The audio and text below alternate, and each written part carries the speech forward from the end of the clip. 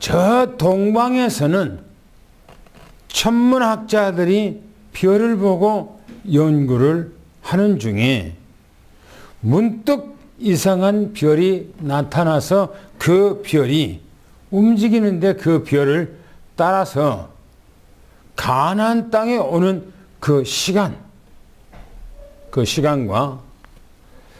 또 저 로마 황제 이 가이사라가 천하로 호적하라고 하는 그 시간과 절묘하게 메시아 탄생과 다 연관이 되어 있다는 거예요.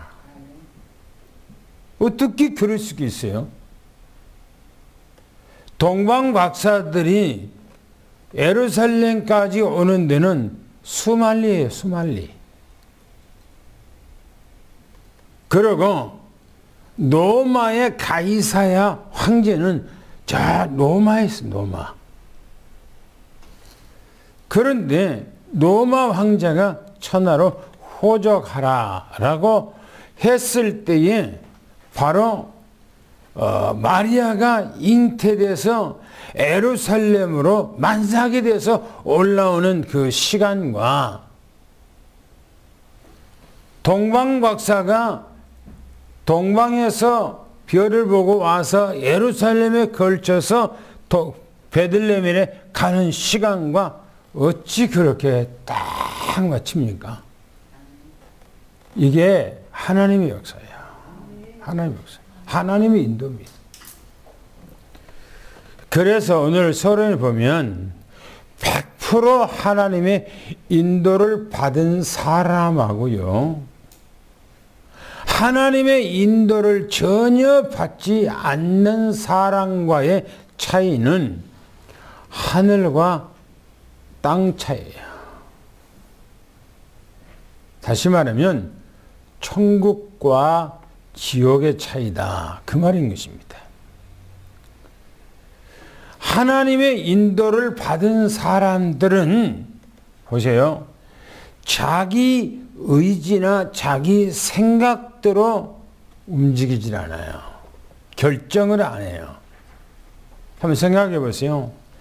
저 동방에서 별을 관측해서 별에 인도받은 사람들이 자기 의지와 자기 생각, 자기 계획 갖고 그렇게 움직여서 예루살렘에 왔겠습니까? 마리아가, 처녀가 자기 사랑하는 남편하고 결혼하기로 했던 그 여자가 어떻게 해서 자기 몸을 허락을 할 수가 있겠습니까? 아마 가이사 황제가 메시아가 탄생할 시간에 맞춰서 자기가 알고 있겠어요? 전혀 그걸 모르고 한 거예요. 전혀 모르고. 그러니까 하나님의 인도받은 사람은 자기 의지나 생각이 아무 것이 없어요. 말씀 따라가는 거예요. 그러나 하나님의 인도를 받지 않는 사람은 100% 자기 의지, 자기 결정에 따라서 움직이게 되어 있어요. 그래서 다르다고 하는 거예요.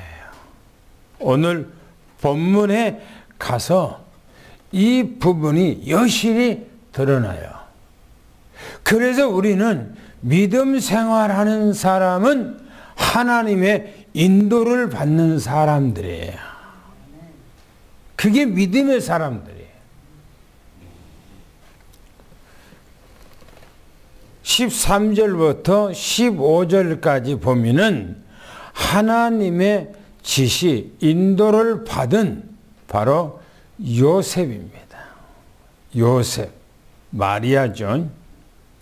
특별히 13절, 14절에 보면은 하나님의 지시를 받아요. 요셉이가 꿈에. 보세요. 주의 사자가 요셉에게 현몽했다. 그래서 꿈에 나타났다. 요셉이 잠자는 꿈에. 그런데 헤롯이 아기를 찾아 죽이려 한다고, 메시아를 죽이려 한다고, 이 복음을 죽이려 한다고 지금 천사가 이 요셉에게 알려주는 거예요. 알려주는 거예요. 그러면서 하는 얘기가, 일어나서, 빨리 일어나서 아기와 그 어머니를 데리고 애굽으로 피신하라. 왜요? 지금 천사는, 하나님은 그 헤롯이라고 하는 그 사람의 중심, 그 마음이 지금 어떤가를 다 알고 헤아리고 무슨 계략을 세우고 어떤 일을 하는가 다 알고 있어요. 그래서 이 천사가 이 요셉에게 나타나서 지금 급하게 일러주는 겁니다. 내가 너희에게 이르기까지 거기 있으라. 애굽에 머물라 이겁니다. 그러니까 요셉이 즉시 일어나 그랬어요. 즉시 일어나 아기와 그 어머니를 데리고 애굽으로 갔다. 그렇게 성경이 말합니다.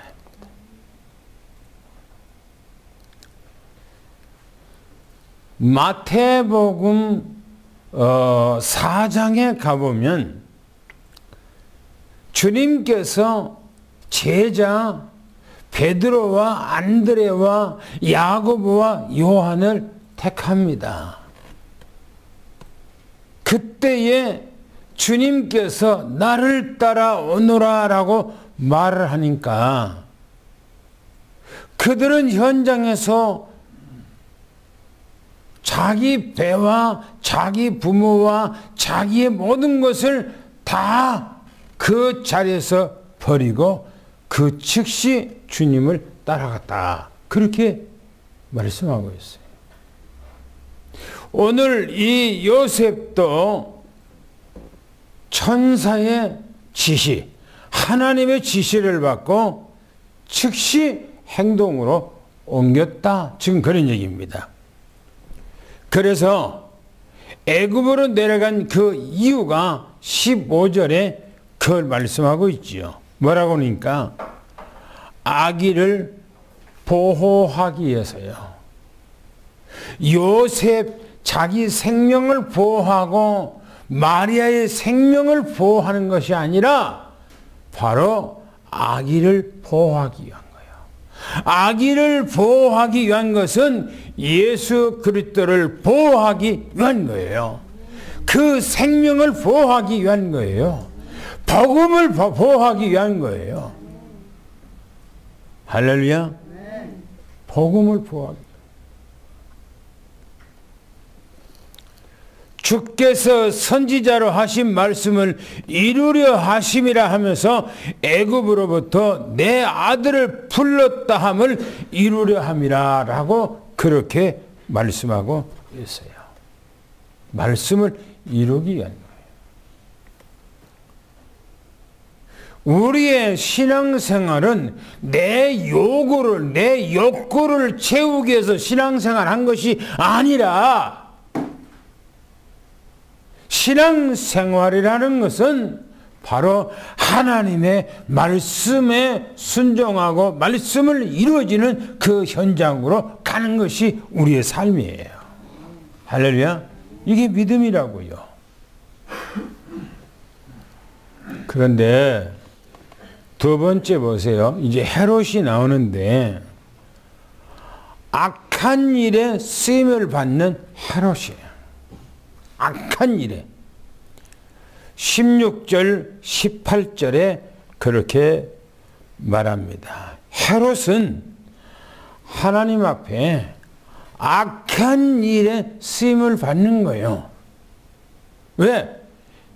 바로 메시아가 이 땅에 태어나면 이렇게 할 것이라고 이미 구약 성경에 다 예언되어 있어요. 세팅되어 있어. 그런데 그 일을 헤롯이 쓰임을 받는 거예요. 그 일에. 구약 성경에 이스라엘 백성들이 애굽으로 내려가서 바로가 이스라엘 백성들을 죽이려고 남자 아이만 나면 다 죽여버리라, 바다에 빠쳐버리라 라고 했을 때에 그 바로가 악한 일에 쓰임을 받았다고 성경에 기록하고 있거든요. 그거 똑같이요. 성경에 보면은 구약 성경에 이스라엘 백성들이 바벨론으로 끌려가서 이스라엘 백성들이 다 죽게 됐어요. 이 지구상에서 이스라엘 백성들이 씨를 말려버리는 그런 일을, 그런 위기를 당했어요. 누가요? 하만이라는 사람에 의해서.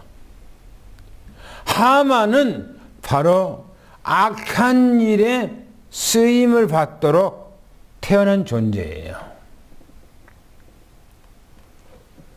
여러분들이 이스라엘 백성들이 이 지구상에서 600만이나 학살당했지요. 누굽니까? 독일의 히틀러. 히틀러는 그 일에 사용되기 위해서, 악한 일에 사용되기 위해서 태어난 존재입니다. 이 헤롯이 그런 거예요. 보세요. 성경에 보면 헤롯이 심히 노했다 그랬어요. 뭐 때문에 그렇게 노합니까? 왜 그렇게 노를 합니까? 왜 그렇게 분노를 격발합니까? 뭐 때문에? 성경에 보면은 헤롯이 2장 3절에 보면 헤롯 왕과 온 예루살렘이 소동했다 그렇게 했어요. 그리고 2장 4절부터 6절까지인가 발빠르게 움직이는데 왜 헤롯이 그렇게 발빠르게 움직였습니까? 메시아 탄생에 대해서요. 다른 계략을 가지고 있잖아요. 다른 계략을. 16절에 보면 헤롯이 박사들에게 속은 줄 알았어요. 아, 너가 메시아가 저 베들레헴에서 태어난다고 성경에 기록됐다더라. 그러니 베들레헴 가면은 바로 메시아를 너희들이 찾을 수 있을 것이다 하고 베들레헴으로 보냈어요. 그리고 베들레헴에서 그 아기를 찾으면은 내게 달려와서 내게 소식을 전해주라. 나도 가서 그 탄생했다고 하는 바로 메시아에게 경배를 하겠노라 라고 했어요. 그런데 박사들이 가서 오지를 않는 거예요. 왜요? 성경이 말합니다. 천사가 밤에 이 박사들에게 나타나서 헤롯이 아기를 죽이려고 하니 너는 헤롯한테 가지 말고 너희 거구로 갈 때 다른 길로 해서 가라 그렇게 일러줬거든요. 헤롯은 그걸 모르고 동방 박사들이 자기에게 와서 기다리는 거예요. 알려주기를. 그런데 안 와. 그래서 이 헤롯이 속은 줄 알았어. 속은 줄. 그러면서 말하기를 이렇게 말합니다. 16절에 심히 분노하여 그랬어요. 심히 분노했어요. 심히 분노라는 건 분노를 조절하지 못한 상태에서 격분했다. 지금 그냥 격분했다는 겁니다. 여러분, 지금 이 헤롯이 격분한 거는요, 복음을 없애지 못해서 메시아가 이 땅에 오는 것에 대해서 죽이지 못해서 격분한 거. 공산주의 사상이 교회를 말살하지 못해서 안달한 것처럼 지금 이 헤롯이 그런 거예요. 그러면서 보세요. 사람을 베들레헴으로 보냈어요. 사람을. 그냥 사람을 보낸 것이 아니에요. 칼잡이들, 군인들, 이들을 그곳으로 보내서 아이들을 다 죽게 하는데 어린아이를 2살 밑으로 다 죽여버리라. 2살 밑으로.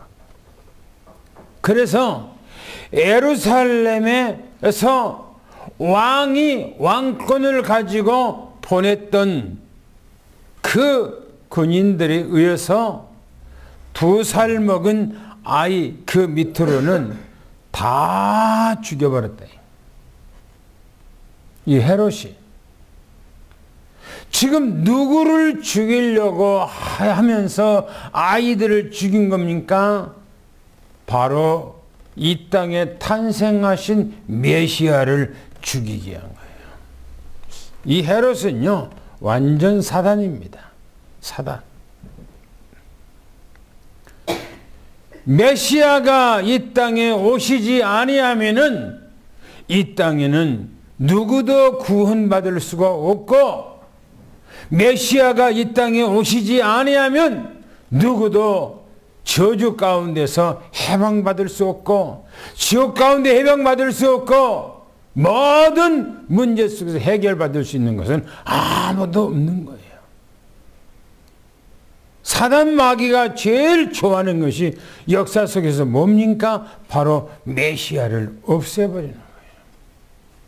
이 헤롯이 사단 마귀의 영향을 받고 메시아를 죽이기 위해서 지금 안달을 하고 있는 거예요. 격분하고. 그래서 보시오. 17절, 18절에 보면은 뭐라고 말하는가? 말씀을 이루려 함이라. 어린아이 죽은 것도 그렇게 되어질 것을 성경에 이미 예언됐다는 겁니다. 선지자 에레미야를 통해서 하신 말씀을 이루려 하심이라 그랬어요. 한번 읽어볼까요? 뭐라고 했는가요? 시작. 선지자 에레미야 선지자로 하신 말씀을 여호와께서 이와 같이 말씀하십니다. 라마에서 슬퍼하며 통곡하는 소리가 들리니 라헬이 그 자식 때문에 애곡하는 것이라. 그가 자식이 없어져서 위로받기를 거절하는도다. 보세요. 여호와께서 이와 같이 말씀하시니라. 라마에서 슬퍼하며 통곡하는 소리가 들리니 라헬이 그 자식 때문에 공하는 것이라. 왜 라헬이 자식이 없어서 자식 때문에 고갑니까? 자기 언니는 자식을 잘 낳아. 그런데 이 라헬은 자식이 없어. 자식을 하나님이 주지 않는 거예요. 그러니까 이 라헬이 자기 남편 야곱에게 가서 통곡하면서 울면서 왜 나한테는 자식을 안 주느냐라고 통곡했다는 거예요. 그런데 야곱이 뭐라고 그랬죠? 내가 하나님이냐? 내가 하나님에게 너한테 자식을 주고 말고 하냐? 라고 한 거예요. 야곱은 아내가 4명이잖아요. 4명. 두 여인은 질투심 때문에 그 생긴 아내고, 야곱이가 애삼촌 집 라반의 집에 가서 20년 동안 살기로 약속했잖아요. 그러나 공짜로 사는 것이 아니라 애삼촌의 둘째 딸을 나한테 주라. 그러면 내가 7년 동안을 애삼촌을 위해서 내가 헌신하고 일을 하겠다라고 약조를 했죠. 그런데 결혼한 그날 밤에 이 라반이 야근수를 써서 라헬을 주는 것이 아니고 깜깜한 밤에 언니 레아를 야곱의 방에다가 집어넣었어요. 아침에 일어나 보니까 야곱이 햇빛을 딱 넣고 아침에 일어나보니까 라헬이 아니고 레아가 방에 들어와서 자기하고 같이 잠자리 잤거든요. 이 야곱이 아버지 그 애삼촌 라반에게 삼촌 왜 이렇게 나를 속였습니까? 라고 따져 물어요. 그러니까 라반이 하는 얘기입니다. 우리 지역에서는 결혼할 때에 동생이 먼저 결혼한 예가 없고 그런 문화가 아니다. 먼저 큰 아이가 결혼을 해야 된다. 그래서 너에게 먼저 이 레아라고는 내 큰딸을 너한테 주는 것이다. 그러나 네가 7일 후에 내가 다시 라헬을 줄 것이다 하고 라헬을 줬어요. 그래서 아내가 둘이요. 근데 이 레아는 결혼하고 자녀를 잘 낳아. 근데 이 라헬은 자녀를 못 낳는 거예요. 그래서 남편한테 가서 얘기하는 거 울고불고 통곡하면서 왜 나한테는 자식을 안 주냐 하니까 야곱이 내가 하나님에게 내가 너한테 주고 말고 하겠냐라고 하는 거예요. 그래서 이제는 이 라헬이 자기 몸종을 자기 남편 야곱에게 준 거예요. 그래서 이 자기 몸종 여자를 통해서 자기에게 아내를 낳으면은 내 아이를 낳으면은 내 아이가 된다 이게 내 아이가. 그래서 질투심에 의해서 자기 몸종을 줬어요. 자식을 낳았어. 자기 것이 이제. 그러고 언니가 또 질투심에 또 자기 몸종을 자기 남편한테 또 준 거예요. 그래서 거기서 다 자식을 또 낳았어. 큰아들 거예요. 큰딸 거예요. 그래서 이제 경쟁에 의해서 아내가 넷이가 된 거예요. 그런 가운데 바로 하나님께서는 라헬의 태를 열어서 자녀를 둘 줬지요. 그게 바로 요셉과 바로 이제 베냐민이라고 하는 막내를 줬던 것이에요. 바로 그 얘기가 지금 여기서 나오는 겁니다. 그런데 보세요. 세 번째 보니까 세밀히 하나님의 인도를 받는 요셉을 보세요. 19절부터 23절까지입니다.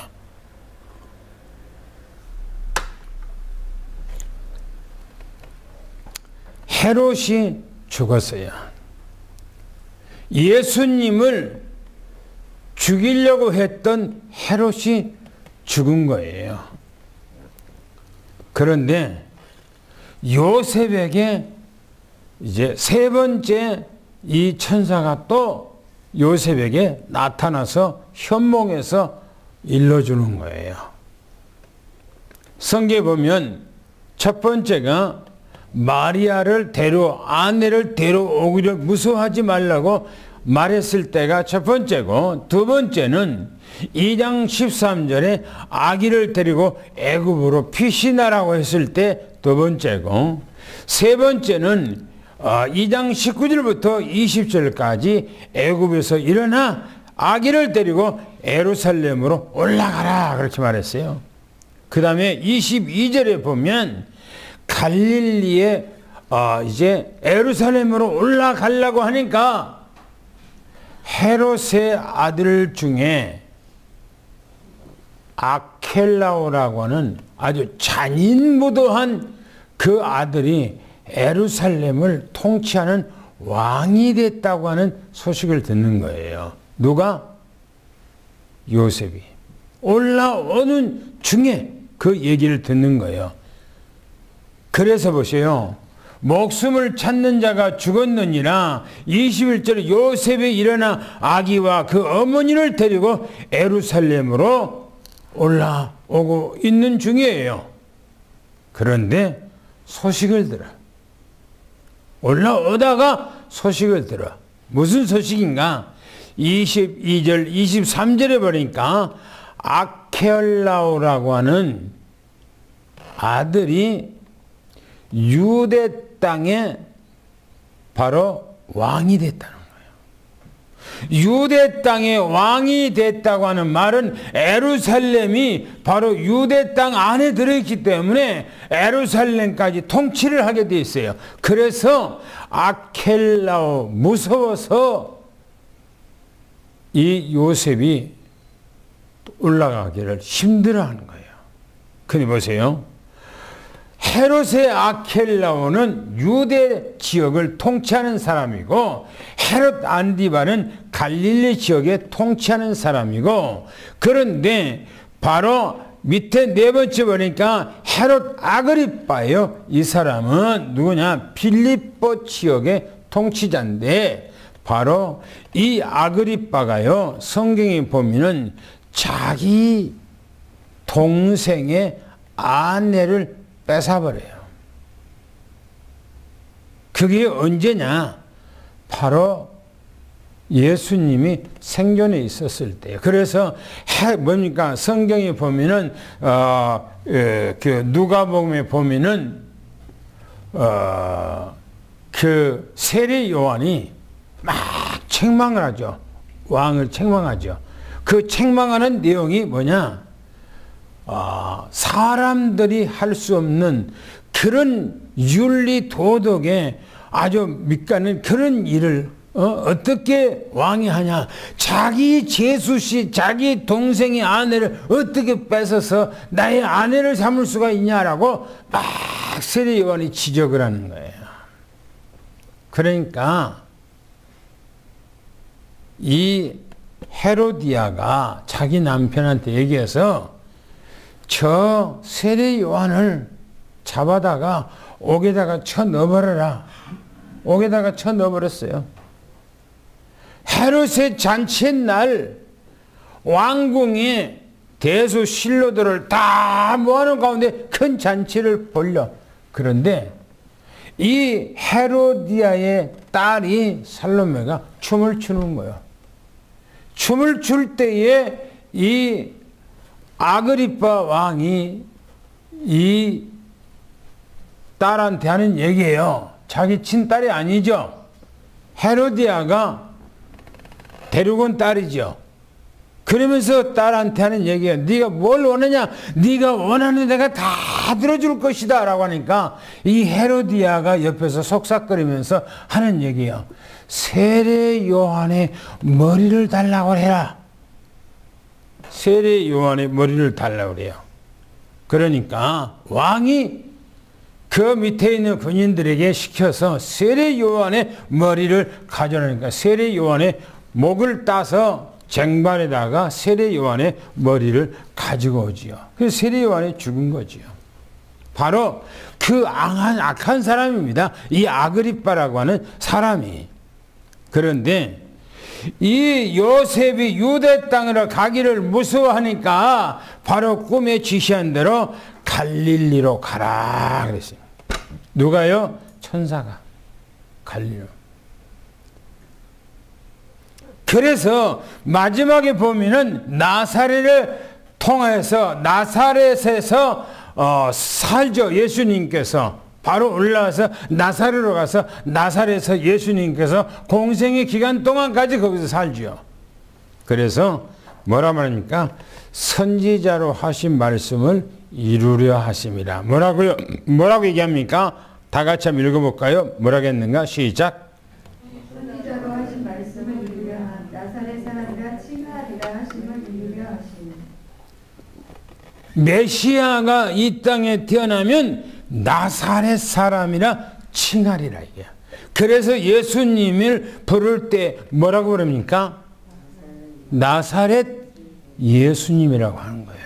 그래서 나사렛. 왜? 다른 데서는 예수라는 사람들이 이스라엘 저 어디입니까? 러시아 같은 데 가보고 우크라이나 가보면요, 여자들의 이름이요 거의 똑같아. 우리나라에 옛날에 이름이 순이, 옥자, 말자 막 그랬잖아요. 그 외국 사람이 들어봤을 때는 똑같은 이름이 많잖아요. 그잖아요. 그런 것처럼 러시아에 가보면요, 이름이 비슷비슷하고 거의 똑같아. 막 똑같아 이름이. 그 당시에 예수라고 하는 사람의 그 이름이 여기저기에 많이 있었단 말이에요. 그런데 나사렛이라고 하는 지역에서는 예수라고 하는 사람, 여호수아라는 사람, 하나님의 또 이제 그 호세아라는 사람, 그런 이름은 한 사람도 그곳에서 난 적이 없고 산 적이 없더라 이게요.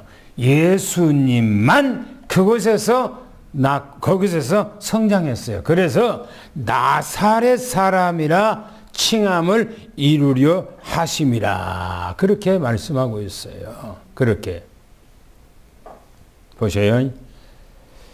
결론적으로 보면 저는 동방박사도 그랬습니다마는 이 마리아하고 요셉을 보면 완전히 그리스도를 위한 삶이에요. 보세요. 처녀 마리아가 자기 몸을 하나님 앞에 내줬잖아요. 그죠? 자기 지금 사랑하는 그 요셉과 결혼하기로 약속됐잖아요. 그죠? 그런데 밤에 갑자기 천사가 나타나서 마리아에게 네 몸에서 바로 메시아가 난다라고 하니까 어리둥절한 거예요. 그런데 천사의 얘기를 듣고 그것을 허용한 거예요. 천사의 얘기를 듣고. 보세요. 마리아가 자기 몸을 허용한 것은 무엇 때문에, 누구 때문에 그렇게 했습니까? 그리스도 때문에 그런 거예요. 메시아가 이 땅에 와야 할 이유가 있기 때문에 그런 거예요. 할렐루야. 바로 그리스도를 위한 삶이에요. 이 마리아가. 요셉 보세요. 자기 아내 될 사람이 약혼을 하고 결혼을 약조를 했는데 어느 날 이 여자가 배가 불러온단 말이에요. 오늘날에 어떤 남자가 자기 아내 될, 결혼도 안 하고 결혼하기로 약속했는데 자기 아내 될 사람이 배가 불러오는데 그 여인을 자기 아내로 맞아들일 수가 있을까요? 어느 남자가 그런 사람이 있을까요? 없지요. 없지요. 그런데 요셉은 자기 아내 될 그 여자 마리아가 임신해서 배가 불러오는데 천사의 얘기를 듣고 자기 아내 될 마리아를 자기 아내로 맞아들였어요. 누구를 위한 겁니까? 그리스도를 위한 거예요. 그잖아요. 그리스도 때문에 그것을 허용한 거예요. 그것을 받아들이는 거예요. 내가 납득하지 못하고 내가 생각하지 못하고 내가 도저히 이해가 안 되지만은 그리스도라면은 받아들이는 거예요. 할렐루야. 이게 믿음이라니까요. 이게 믿음이요. 애굽으로 요셉이 아기 예수님과 마리아를 데리고 애굽으로 피난을 가래요. 갑자기 피난을 가래. 애굽에서 살아본 적도 없고 애국에 가본 적도 없는데, 그런데 바로 그리스도 때문에 애굽으로 가는 거예요. 그리스도 때문에, 복음 때문에 그런 거예요. 복음 때문에. 애굽에서 생활하다가 올라오는데 바로 갈릴리로 가게 된 것도, 나사렛이라고 하는 동네 가는 것도 그리스도를 위한 거예요. 동방 박사가 그리스도를 위해서 수만리를 떨어진 그곳에서 바로 예루살렘까지 와서 보비압을 열어서 드리는 것도 바로 그리스도 때문이에요. 성경에는 전체가 이런 사람들이 다 그리스도 때문에, 복음 때문에, 하나님의 말씀 때문에 자기가 손해나고 힘들어도 결정한 거예요. 이게 믿음이라고요. 믿음이라고 하는 것은 나의 유익을 위해서 결정하는 것이 아닙니다. 믿음이라고 하는 것은 나의 어떤 이익 때문에 그것을 결정한 것이 아니에요. 오직 그리스도를 위한, 내가 손해나고 내가 힘들고 받아들이기 힘들고 내가 도저히 이해가 안 되지만은 그리스도라면 아멘이 되는 거예요. 이게 믿음이라고요. 저는 마태복음을 지난번에 제가 새롭게 본다고 그랬죠. 새롭게 내게 보여지는 거, 이게. 아, 그랬구나. 이거였구나. 그래서 성경에 이렇게 기록됐구나. 라는 것이 제 생각 속에, 영혼 속에 이게 드러나는 거예요. 계속 한 주간 동안, 지난 한 주간 동안 내 머릿속에, 내 속에서는 자꾸 생각 속에 서는 것은 어떻게 마리아가 임신한 것과 저 동방에서 찾아오는 것과 어떻게 저 멀리 수만리 떨어져 있는 바로 알지도 못한 이 로마 황제 가이사가 호적하라고 하는 것과 어찌 삼일체가 딱 맞아서 그리스도 탄생하고 연관됐냐 이거예요. 야, 이게 하나님의 주권적 역사예요. 주권 역사. 이걸 믿는 우리는 바로 그 안에 들어있는 거예요. 언약 안에 들어있는 거예요. 그리스도 안에 있는 거예요. 하나님의 말씀 안에 있는 거예요. 할렐루야. 이 은혜가 여러분 것이 되기를 축원합니다. 할렐루야. 하나님 감사합니다.